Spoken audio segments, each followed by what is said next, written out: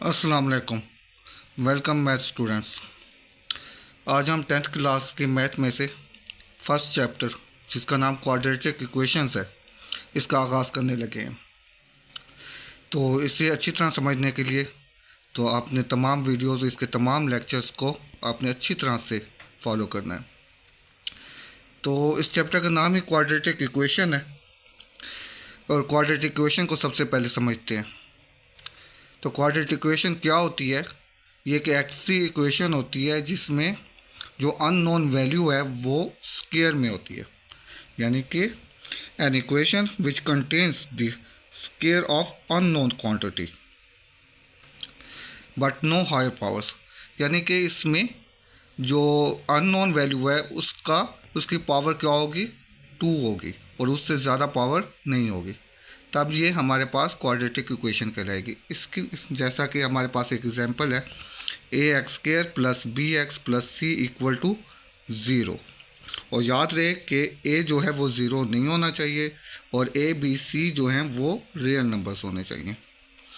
तो ये हमारे पास क्वाड्रेटिक इक्वेशन की स्टैंडर्ड फॉर्म होगी। लेकिन अगर ऐसा हो कि ए जो है वो ज़ीरो हो जाए, यानी ए इक्वल टू ज़ीरो हो, तब क्या होगा? क्वाड्रेटिक इक्वेशन में ए ज़ीरो होने की वजह से ए एक्स स्क्वायर तो कैंसिल हो जाएगा, बाकी रह जाएगा बी एक्स प्लस सी, जो कि लीनियर इक्वेशन होगी, यानी B x plus C equal to zero में रिड्यूस हो जाएगा। लेकिन अगर हमारे पास ए के बजाय बी ज़ीरो हो, तब हमारे पास ये इक्वेशन बनेगी a x square plus C equal to zero, जो कि हमारे पास प्योर क्वाड्रेटिक इक्वेशन है। क्योंकि इसकी वजह यह है कि इसमें सिर्फ एक ही वेरिएबल है और उसकी पावर 2 है, यानी कि ये स्क्वायर फॉर्म में है। तो ये क्या हो जाएगा? ये क्वाड्रेटिक इक्वेशन जो है वो प्योर क्वाड्रेटिक इक्वेशन होगी। अब हमारे पास इसकी एक्सरसाइज का आगाज़ करते हैं। इसकी एक्सरसाइज जो है, फर्स्ट एक्सरसाइज का पहला क्वेश्चन है हमारे पास, वो है हमारे पास कि right the following quadratic equations into standard form and point out pure quadratic equations. हमारे पास जो इक्वेशंस गिवन है वो हैं तो क्वाड्रेटिक, लेकिन उसमें क्वाड्रेटिक की स्टैंडर्ड फॉर्म में नहीं है। हमने उन्हें स्टैंडर्ड फॉर्म में कन्वर्ट करना है और साथ साथ ये भी पॉइंट आउट करना है कि इनमें से जो प्योर क्वाड्रेटिक कौन कौन सी हैं। तो हमारे पास जो फर्स्ट क्वेश्चन है वो है X plus 7 equal to X multiply by X minus 3 equal to minus 7। अब हम इसी से आगाज़ करते हैं। तो सबसे पहले हमने क्या करना होगा कि इन दोनों को मल्टीप्लाई करेंगे। वो क्या होगा? एक्स, अब हमारे पास क्या है, वो एक्स माइनस 3 से मल्टीप्लाई होगा। एक्स को एक्स से करेंगे तो ये एक्स स्क्वायर, और x को जब माइनस 3 से मल्टीप्लाई करेंगे तो माइनस 3x। इसी तरह से प्लस 7 को भी दोनों से मल्टीप्लाई करना पड़ेगा, तो ये plus 7x minus 21 equal to क्या हो जाएगा? माइनस 7। अब हमारे पास क्या हासिल हो रहा है? एक्स स्क्वायर, 7x में से जब 3x माइनस करेंगे तो plus 4x minus 21 equal to minus 7। अब हमने माइनस 7 को भी लेफ़्ट साइड पर शिफ्ट कर लेना है, तब हमें हासिल होगा x square plus 4x minus 21। अब माइनस 7 को भी लेफ़्ट साइड पर शिफ्ट करेंगे तो यहाँ आकर लेफ़्ट साइड की तरफ आकर प्लस 7 होगा, इक्वल टू ज़ीरो रह जाएगा बाकी राइट साइड पर।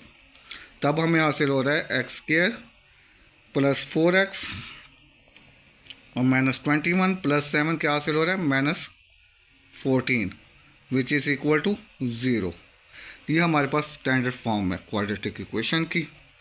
तो इस तरीके से हमने स्टैंडर्ड फॉर्म हासिल कर ली। चूँकि इसमें एक्स स्क्वायर है और फिर एक्स है, तो लिहाजा ये प्योर क्वाड्रेटिक इक्वेशन नहीं है। तो इस तरीके से हमारा से ये फर्स्ट क्वेश्चन कंप्लीट हुआ है। अब इसकी इसी तरह की एक और एग्जांपल हम करने लगे हैं। जैसा कि हमारे पास एग्जांपल सामने है, ये हमारे पास इक्वेशन है X over X plus 1 plus X plus 1 over X equal to 6। अब हम इसे सॉल्व करने लगे हैं। तो अब हमने क्या करना है? सबसे पहले तो इसमें जो फ्रैक्शंस दे रखी हैं इनके डिनोमिनेटर्स को हमने कैंसल्स करना है, तो उसका तरीक़ेकार ये होता है कि इन डिनोमिनेटर्स के एलसीएम को, इन डिनोमिनेटर याद रहे कि इन डिनोमिनेटर के एलसीएम हम लेकर उसे हर टर्म से मल्टीप्लाई कर देंगे। अब यहाँ पर डिनोमिनेटर इसका है x+1 और दूसरी टर्म का है x। इनका एलसीएम भी चूँकि ये दोनों डिफरेंट हैं तो इनका प्रोडक्ट ही इनका एलसीएम बनेगा।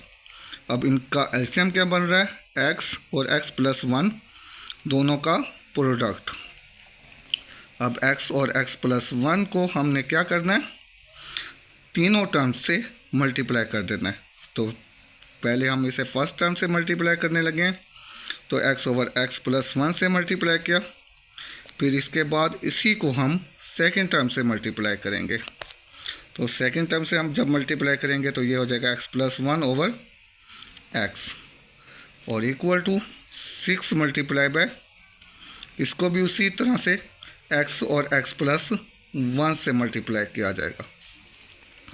अब हमारे पास साथ रहे इसे मज़ीद समझने के लिए, तो हमने क्या करना है, फ्रैक्शंस हम देखेंगे कि डिनोमिनेटर तमाम कैंसिल आउट हो जाएंगे।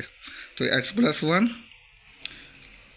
x+1 से कैंसिल होगा, ये x इस x से कैंसिल होगा, बाकी क्या रह जाएगा हमारे पास x मल्टीप्लाई बाय x, ये x स्क्वायर है, प्लस इसी तरीके से x+1 भी x+1 से मल्टीप्लाई हो रहा है। तो पहले x को इन दोनों से मल्टीप्लाई करेंगे, फिर +1 को भी इन दोनों से मल्टीप्लाई करेंगे। तो x को पहले x से मल्टीप्लाई किया, ये x स्क्वायर, फिर x को 1 से किया प्लस x, अब +1 की हमारे पास बारी है, इसको इन दोनों से मल्टीप्लाई करना है, तो ये +x+1 इक्वल टू हमारे पास है 6x को भी इन दोनों से मल्टीप्लाई करना है। तो पहले 6x को x से, 6x स्क्वायर प्लस 6x, अब हमारे पास क्या हासिल हो रहा है, 1x स्क्वायर 1x स्क्वायर, इन दोनों को ऐड करेंगे तो ये 2x स्क्वायर, इस तरह से 1x प्लस 1x ये भी हासिल हो जाएगा 2x। आगे क्या है हमारे पास +1 और इक्वल टू हमारे पास है 6x स्क्वायर प्लस 6x।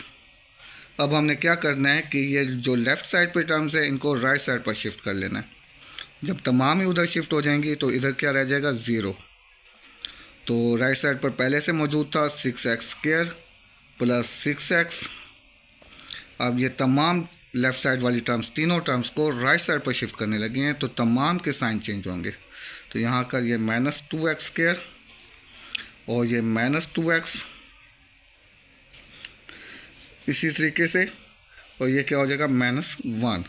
अब 6x स्क्वायर -2x स्क्वायर ये क्या हो जाएगा 4x स्क्वायर, 6x -2x ये हो जाएगा +4x -1 इक्वल टू 0। इस तरीके से ये क्वेश्चन भी कंप्लीट हुआ।